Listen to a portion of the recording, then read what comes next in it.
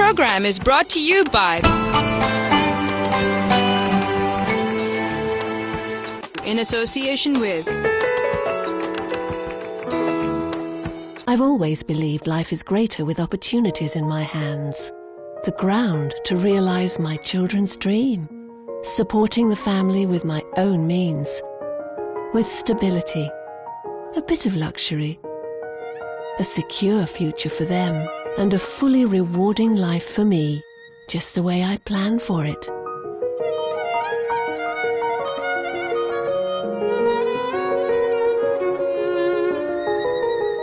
I've always believed life is greater with opportunities in my hands.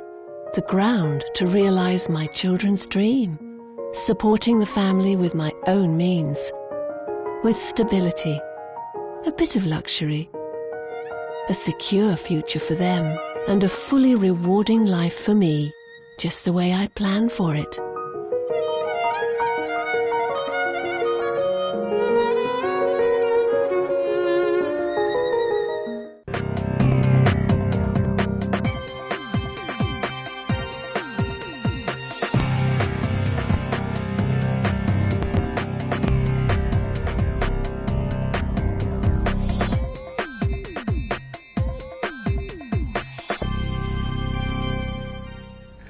Assalamu alaikum and welcome to Iman Pakistan.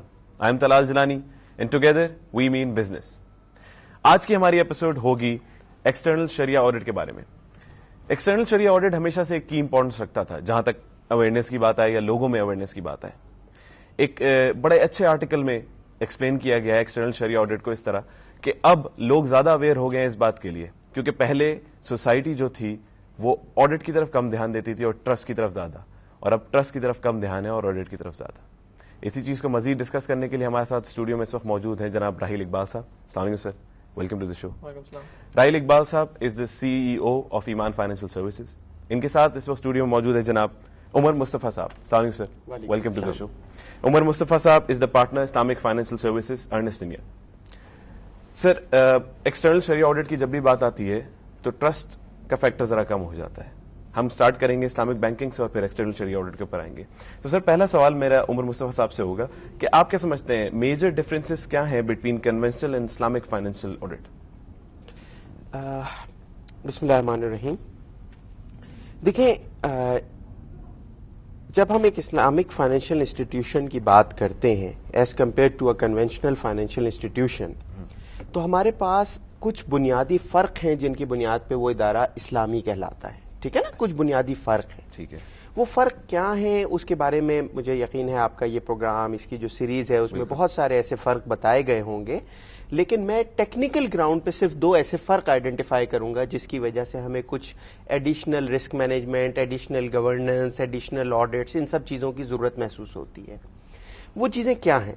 دیکھیں, ایک طرف یہ کہ آپ اسلامک بینک میں جا کے جس دن پیسہ رکھواتے ہیں ڈپازیٹر کے طور پہ, یا اسلامک بینک سے جس دن بزنس کرتے ہیں, تو آپ کو ایک یقین ہے کہ آپ اپنا یہاں پر اس لیے آ رہے ہیں کہ یہاں آپ حلال کام کر رہے ہیں, یہاں پہ ایک جائز کام کر رہے ہیں. ٹھیک ہے, تو یہاں پر آ کر پہلا معاملہ جیسا آپ نے فرمایا ٹرسٹ کا آ جاتا ہے کہ آپ کو ایک ٹرسٹ ہے اس پر کہ یہ ایک حلال کام ہے. اچھا, ٹرسٹ کو میں فردر ایکسپینڈ کروں گا, یعنی ایک طرف تو ٹرسٹ صرف اس بات کا ہے کہ یہ جائز کام ہے, حرام کام نہیں ہے, آپ حرام سے بچ کے جائز میں آ گئے. ٹرسٹ کی ایک اور ایگزامپل آپ کو دوں گا, اس سے آپ کو بڑا اندازہ ہوگا. دیکھیں, ایک کنونشنل بینک میں آپ جا کے ڈپازٹ رکھواتے ہیں تو وہاں پر کنونشنل بینک جو ہے وہ آپ کو اس بات کے بتانے کا پابند نہیں ہے, یا آپ پر اس کی کوئی ذمہ داری اخلاقی نہیں ہے کہ وہ کہاں اس پیسے کو استعمال کر رہا ہے, جائز میں کر رہا ہے, ناجائز میں کر رہا ہے, رسکی میں کر رہا ہے, کم رسکی میں کر رہا ہے. کیوں؟ وہ نہیں بتائیں گے, ضروری بھی نہیں ہے. وجہ کیا کہ آپ کا اور ان کا معاہدہ کیا ہے.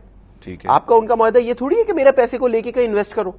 آپ کا اور ان کا معاہدہ یہ ہے کہ میں تمہیں قرض دے رہا ہوں, یعنی ایک ڈپازیٹر بینک کو قرض دیتا ہے اور کہتا ہے کہ اس قرض پہ اتنا سود تم مجھے دو گے, یہ معاہدہ ہے. تو آگے اس پیسے کے ساتھ کیا ہو رہا ہے, اس کا کیا استعمال ہے, اس سے بہت زیادہ فرق نہیں پڑتا.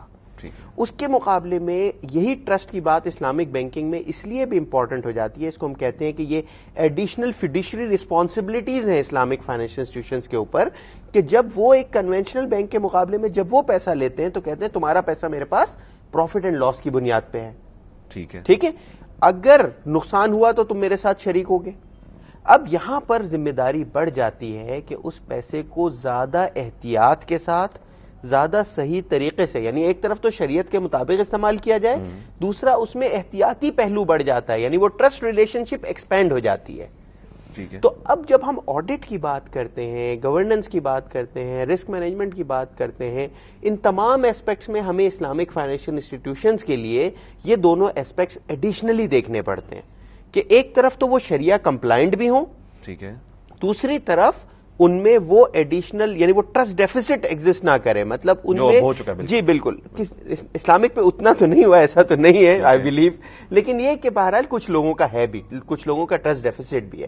تو بات یہ ہے کہ ہم آپ کے پیسے کو صحیح طریقے سے صحیح جگہ استعمال کریں، اس پر صحیح پروفٹ اینڈ لاس کی ورکنگ کریں اور اس کے مطابق آپ کو جائز پروفٹ دیں. تو اب جب ہم آڈٹ کی بات پہ آئیں گے، آئی ایم سوری شاید بات میری لمبی ہو گئی کیونکہ تمہید بعض دفعہ چیزوں کو سمجھنے کے لیے ضروری ہوتی ہے. تو آئی بلیو کہ آڈٹ کے نقطہ نظر سے بھی یہ بات آ جاتی ہے کہ یا تو آڈیٹر خود جو ایکسٹرنل آڈیٹر ہے وہ یہ شریعہ کمپلائنس کے میٹرز بھی دیکھے اور ایڈیشنل ٹرسٹ ریلیشن شپ بھی دیکھے، ایڈیشنل فیوڈیشری رسپانسبلٹی بھی دیکھے. وہ ایوفی جو ہے accounting and auditing organization for Islamic financial institutions, ان کے جو آڈیٹنگ اسٹینڈرڈز ہیں وہ یہ کہتے ہیں کہ آڈیٹر جو ہے اس کے اوپر یہ ایڈیشنل رسپانسبلٹی ہے کہ وہ شریعہ رولز اینڈ پرنسپلز دیکھے گا، اور باقی یہ کہ ٹرسٹ ریلیشن شپ تو اس نے دیکھنی ہے کیونکہ وہ بزنس کا آڈٹ کر رہا ہے. تو یہ بہرحال اسلامک فائنینشیل انسٹیٹیوشن اور کنونشنل فائنینشیل انسٹیٹیوشن کے آڈٹ میں ایک بنیادی فرق یہ ہے کہ اس میں آپ کو شریعہ compliance rules and regulations according to شریعہ کا کمپلائنس جو ہے دیکھنا بہت ضروری ہے. اچھا راہیل صاحب، آپ کی بھی جو فرم ہے ڈیفینیٹلی ایک آڈٹ کے پروسیس سے گزرتی ہوگی، تو آپ مجھے بتا سکیں گے کہ اسلامک فائنینشیل آڈٹ میں کیا کیا چیزیں امپورٹنٹ ہوتی ہیں؟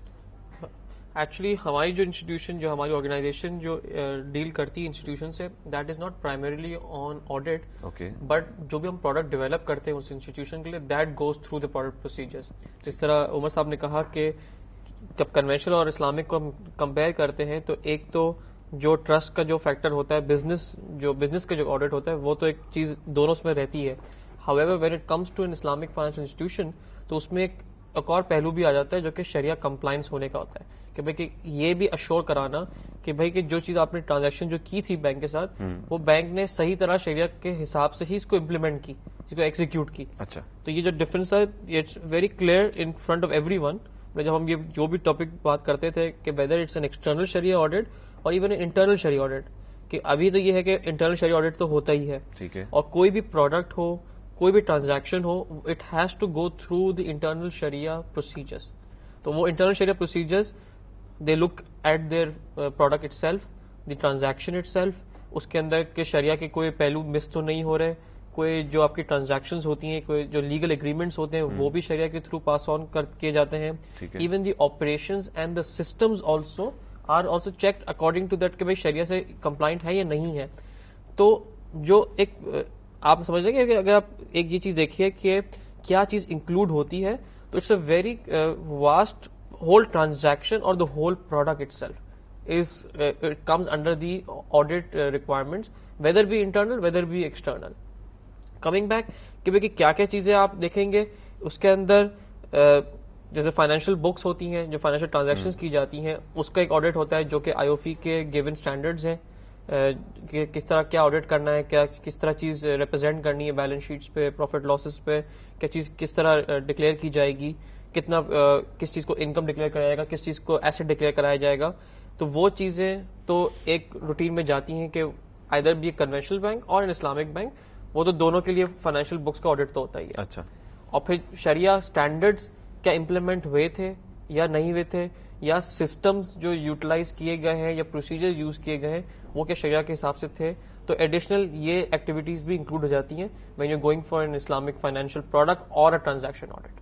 تو یہ جو آپ نے مجھے بتایا ہے آڈٹ کا، ایک تو شریعہ پینل اپنا بھی ہوتا ہے، ایک انٹرنل آڈٹ بھی ہوتا ہے، دین وی گو ٹو ایکسٹرنل آڈٹ. کیا میرے خیال سے یہ صحیح بات ہے؟ ایکچولی ابھی تک جو انسٹیٹیوشنز کرتی ہیں وہ انٹرنل شریعہ آڈٹ تک تو رہتی ہیں بالکل. however there is ابھی تک کوئی ابھی تک کوئی چیز فائنلائز نہیں ہوئی ریگولیٹر کی پرسپیکٹو سے to have an compulsory external audit of from a Shariah perspective. Financial perspective سے تو آڈٹ ایکسٹرنل ہوتا ہے، اس کی رپورٹس عمر صاحب جس طرح بات کر رہے تھے, Umar sahab represents one of those firms, تو they do those audits financially.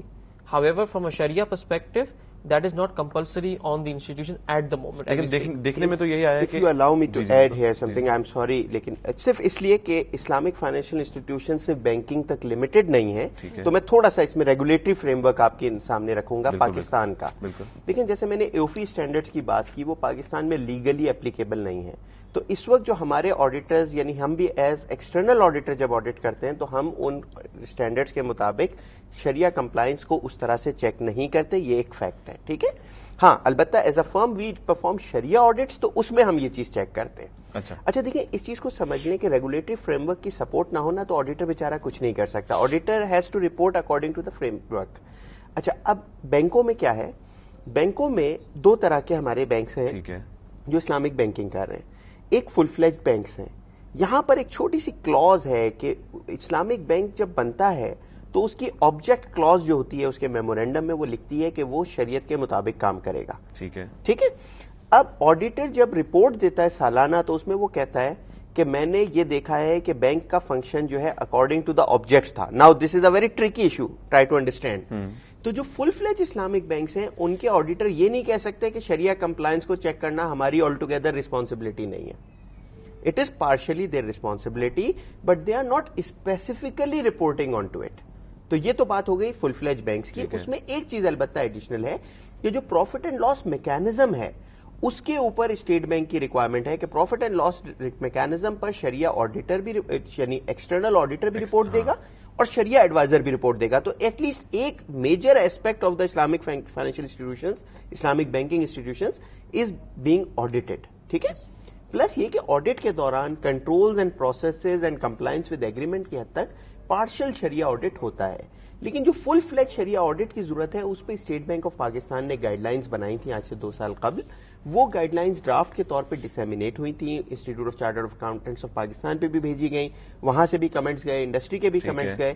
State bank کے 5 ایئر پلان میں یہ چیز شامل ہے, 2 چیزیں, شریعہ کمپلائنس آڈٹ اور شریعہ ریٹنگ. یہ 2 چیزیں اسٹیٹ بینک کے 5 ایئر پلان میں شامل ہیں. آہستہ آہستہ وی ہوپ کہ یہ ہو جائے گا. اس کے ساتھ دوسرے جو سیکٹرز ہیں مثلا تکافل, اس میں ایکسٹرنل شریعہ آڈٹ ریکوائرڈ ہے, شریعہ آڈٹ ریکوائرڈ ہے, لیکن یہ ریکوائرڈ نہیں ہے, مینشن نہیں ہے, گائیڈ لائنز پرووائڈڈ نہیں ہے. کون کرے گا؟ تو کوئی بینک جو ہے وہ, کوئی تکافل کمپنی جو ہے ہماری طرح کے کسی فرم کو اپوائنٹ کرتی ہے اور کوئی جو ہے اپنے شریعہ ایڈوائزر کو ہی کہتی ہے کہ آپ ہمارا آڈٹ کریں. ٹھیک ہے, ٹھیک ہے, آپ کی بات کو میں یہیں سے کنٹینیو کروں گا ایک بریک کے بعد. ملتے ہیں بریک کے بعد.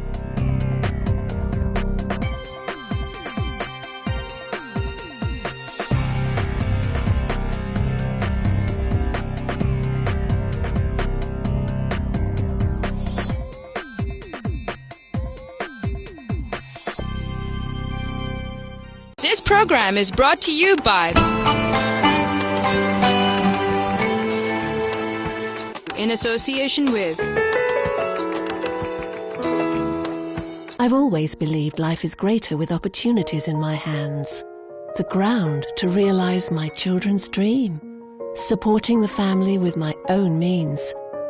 With stability. A bit of luxury. A secure future for them. And a fully rewarding life for me, just the way I planned for it.